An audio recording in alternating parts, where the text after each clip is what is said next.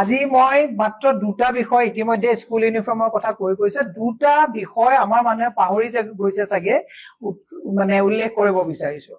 আপোনালোকে আজি কেইদিনমানৰ আগত আপোনালোকে শুনিছিলে যে আমাৰ বৰ্তমানৰ বিধানসভাৰ অধ্যক্ষ ৰঞ্জিত দাস ডাঙৰীয়াই আগৰ আমাৰ বিধানসভাৰ অধ্যক্ষ বিশ্বজিৎ দৈমাৰী ডাঙৰীয়াৰ এক বৃহৎ কেলেংকাৰীৰ কথা তেওঁ মানে মানুহৰ মাজত লৈ আহিছিলে আৰু সেই কেলেংকাৰীৰ তদন্ত এতিয়ালৈকে ৰাজহুৱাভাৱে কি হৈ আছে আমি জানিব পৰা নাই। মুখ্যমন্ত্ৰীক আমি পোনপটীয়াকৈ শুনিব বিচাৰিছো যে আপুনি 102টা চিট ঠিকেই পাইছে, কিন্তু আপোনালোকে না খাওঁগা না খানে দুংগা বুলি কোৱা চৰকাৰখনে ক'ৰবাত PSO বা ড্ৰাইভাৰ PA সকলোকে আপোনালোকে কৈছে যদি ক'ৰবাত দুৰ্নীতি কৰে বাঘৰ দৰে উতৰিব।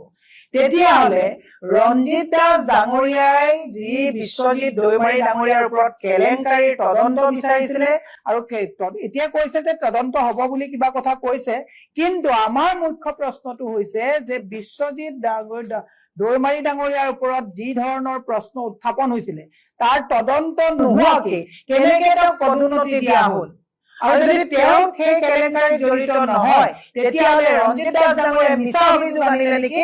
এই কথাটো মুখ্যমন্ত্ৰীয়ে কিন্তু ৰাইজৰ জ্ঞাতাৰ্থে এই কথাটো সঁচা মিছা উলিয়াব লাগে। গিৰিগাই কথাটো বাদেই দিলো, বিজেপি চৰকাৰত যোনে ব্যাপক দুৰ্নীতি কৰে তেওঁৰ পদোন্নতিটো খুব সোনকালে হয়। সেইটো আপোনালোকে দেখিছে যে গিৰিগাই কেলেংকাৰীটো একেই আপোনাৰ জয়ন্ত মল্ল ডাঙৰীয়াক বিত্তমন্ত্ৰীয়ে পদোন্নতি দিয়া হ'ল।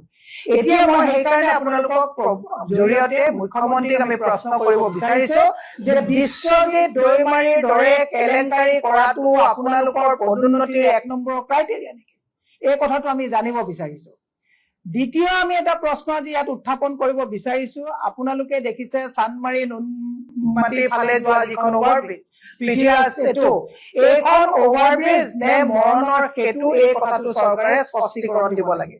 ধুমধামকে তেওঁলোকে প্ৰত্যেকটো বস্তু ধুমধামকে তেওঁলোকে মানুহক চমক দিবৰ কাৰণে তৈয়াৰ কৰে, কিন্তু আজি কিমান গাড়ী তাত দুৰ্ঘটনাগ্ৰস্ত হৈ আছে, এই গাড়ী কিমান দুৰ্ঘটনাগ্ৰস্ত হৈছে আৰু এজনৰ ইতিমধ্যে মৃত্যু হৈছে। আৰু আমি যিমান জানো, আমি জানাত যিমানবিলাক ব্লেক লিষ্টেড কোম্পানী থাকে এইবিলাকক লগত লৈ আহি ঢাক ঢোল বজাই অসমৰ মানুহক চমক দেখুওৱাৰ কাৰণে তেওঁলোকে কি কৰে, এই অভাৰব্ৰিজৰ কাম কৰে। কিন্তু অভাৰব্ৰিজখনত আজি 20 দিনৰ পৰা যিমানবিলাক যান জঁটত তাত এক্সিডেণ্ট হৈছে, অকমান বৰষুণ দিলে মানুহৰ গাড়ী বা বেয়া হৈছে, ইয়াৰ ক্ষতিপূৰণ কোনে দিব? আৰু যিজনৰ মৃত্যু হ'ল সেই পৰিয়ালক ন্যায় আৰু ক্ষতিপূৰণ কোনে দিব? মুখ্যমন্ত্ৰীয়ে স্পষ্টীকৰণ কৰিব লাগে। এনেই কথাবিলাক কৈ থাকিলে নহয়, আমি নিৰ্বাচনৰ পিছত আমি এই কথাখিনি বিৰোধী হিচাপে একচুৱেলি আমি কৈ যাব লাগে। বহুতে ভাবে যে আমি কৈ থাকো, কিন্তু আমি ক'ব লাগিব ইয়াত মানুহৰ গাড়ী এক্সিডেণ্ট হৈছে, বাহন ক্ষতিগ্ৰস্ত হৈছে, মানুহৰ হাত ভৰি ভাঙিছে, মানুহৰ মৃত্যু ঘটিছে, এই কথাবিলাক আমি নকওঁ নেকি? গতিকে আমি আমাৰ দায়িত্ব পালন কৰি মুখ্যমন্ত্ৰীক এটাই কথা সুধিব বিচাৰিছো যে এইখন ৱৰ্ল্ড সেতুৰ নামত কিমান হাজাৰ কোটি টকা বা কিমান শ কোটি টকা খৰচ কৰা হ'ল সেইটো মুখ্যমন্ত্ৰীয়ে ৰাজহুৱা কৰক। আৰু ইমান শ কোটি টকা খৰচ কৰাৰ পাছত ইমান শ কোটি প্ৰায় 850 কোটি টকা খৰচ কৰা হ'ল।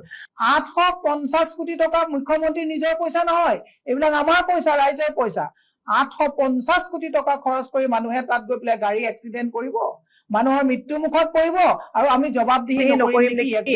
প্ৰশ্ন। সেইকাৰণে মুখ্যমন্ত্ৰীক কৈছো, যদি সেইখন ব্ৰিজত এনেকৈ ঘটনা হৈ থাকে 24 ঘণ্টাৰ ভিতৰত ব্ৰিজখন বন্ধ কৰিব লাগে। চবতছে গুৱাহাটীৰ ব্যয়বহুল ব্ৰিজ এখন বনাইছে। গতিকে আমি এই কথাকেইটা আজি এইকাৰণে ইয়াত আমি সংবাদ মাধ্যমৰ যোগেদি আপোনালোকৰ ৰাইজৰ মাজলৈ লৈ গৈছো যে এইখন চৰকাৰে মানুহ যে মৰিব, মানুহৰ ক্ষতিগ্ৰস্ত হ'ব, এইটো লৈ পেলাই কনচাৰ্ণ নহয়। তেওঁলোকৰ কথাটো হৈছে যে অভাৰব্ৰিজ বনাব লাগে, 60-40 প্ৰফিট হ'ব লাগে, এইটো তেওঁলোকৰ প্ৰধান লক্ষ্য। গতিকে এই বিষয়কেইটা আজি আপোনালোকৰ জৰিয়তে মাত্ৰ দুটা বিষয়। এটা কথাটো হৈছে যে বিশ্বজিৎ দৈমাৰীৰ কেলেংকাৰীৰ তদন্ত কি হ'ব, আৰু তেওঁক পদোন্নতি দি মুখ বন্ধ কৰি তাৰ কমিশ্যন কলে গৈছিল ৰাজহুৱা কৰিব লাগে। আৰু পৃথ্বীৰাজ সেতু এইটো উৰণীয়া সেতু নে মৰণ ফাণ্ড, আৰু এই মৰণ ফাণ্ডত যিবিলাক মানুহ ক্ষতিগ্ৰস্ত হৈছে তাৰ ক্ষতিপূৰণ কেতিয়া মুখ্যমন্ত্ৰী মহোদয়ে দিব, স্পষ্টীকৰণ দিব লাগে।